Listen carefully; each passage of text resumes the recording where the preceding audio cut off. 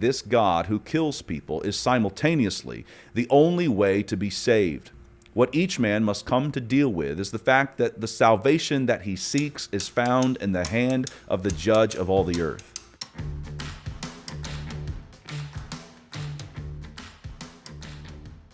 Lewis once said that if the saints were to catch a glimpse of each other in our glorified state, then we would be tempted to worship each other. And if such is true for our glorified state, think about what that means for God's very own holiness. We have no idea how awesome He is. We walk around every day, oblivious to the consuming fire. But He does give us glimpses. He did so for King David in 2 Samuel chapter 6. The text, a summary. David gathers 30,000 men of Israel to bring up the ark of God to Jerusalem. They drove the ark on a cart. This was the way the Philistines transported the ark, and directly contrary to the way prescribed by God in Exodus chapter 25. They went forth with songs and music, but when they came to a threshing floor, Uzzah put out his hand to stabilize the ark of God. The anger of the Lord was kindled, and God struck him down. David was angry and afraid, so he took the ark to Obed-Edom the Gittite. The Lord blessed Obed-Edom and all his household. David then brought the ark up properly, sacrificing animals and dancing before the Lord with all his might. There was shouting and the blow of the horn. And as the ark comes into the city, Saul's daughter Michal peers out of the window, seeing David and his dancing. She despises him in her heart. They bring the ark in and place it in a tent. David offers burnt offerings, blesses the people, distributes food to the assembly, and the people depart.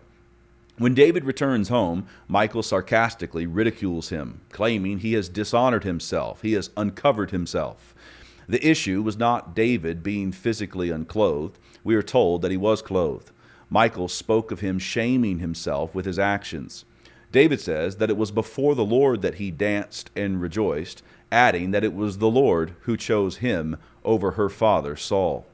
David says that he will make himself even more contemptible than this. The KJV has some fun language. I will yet be more vile than thus. The passage ends by saying that Michal had no child to the day of her death. What are we to do with the holiness of God? We are, like David, caught between a rock and a hard place. If we do not draw near Him, then we die. And if we draw near Him, then we die. He dwells in unapproachable light. He is a God who kills people.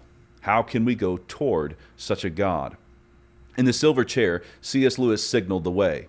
He tells the story of a girl named Jill who, due to poor judgment, finds herself alone in a strange wood, very thirsty and looking for water. She sees a stream and would love to drink, but she was frightened to death because there was a lion right there at the stream. "Are you not thirsty?" said the lion.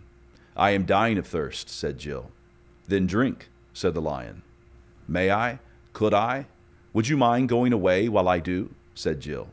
The lion answered this only by a look and a very low growl. "Do you eat girls?" she said. "I have swallowed up girls and boys, women and men, kings and emperors, cities and realms," said the lion. "I dare not come and drink," said Jill. "Then you will die of thirst," said the lion.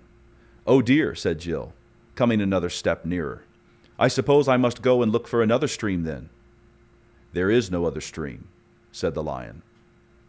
Lewis draws out two truths that are lost on modern man. First, God kills people. We are caught off guard by the lion's response. "I have swallowed up girls and boys." As Lewis says in another place, he is not a tame lion. And Sarah, the mother of the prophet Samuel, told us this way back in 1 Samuel chapter 2, verse 6. "The Lord killeth and maketh alive. He bringeth down to the grave and bringeth up." And yet modern man still wants to say, "I get it, this is some kind of metaphor." No, it is not a metaphor. Look at Uzzah. The second illuminating truth from Lewis is that this God who kills people is simultaneously the only way to be saved. What each man must come to deal with is the fact that the salvation that he seeks is found in the hand of the judge of all the earth. There is no running away from this king. You go to him and drink of the living water that he supplies, or you will die of thirst. God has wired things this way, such that salvation is by grace through faith in Christ. There is no hope in self-preservation. There is no salvation for the prideful. There is no salvation for cowards. Would you be saved? Then go to the King of all the earth. Humble yourself and ask him. Call upon his name, and you will be saved. Thanks for watching. I wanted to make sure to let you know that Season 4 of Man Rampant is here. For the next few weeks, we'll be posting clips on the Canon Press YouTube channel, but the full interviews are only available on Canon Plus. Check it out at mycanonplus.com/manrampant. And if you haven't joined up yet, you can get your first month for just 99 cents by using promo code MR99.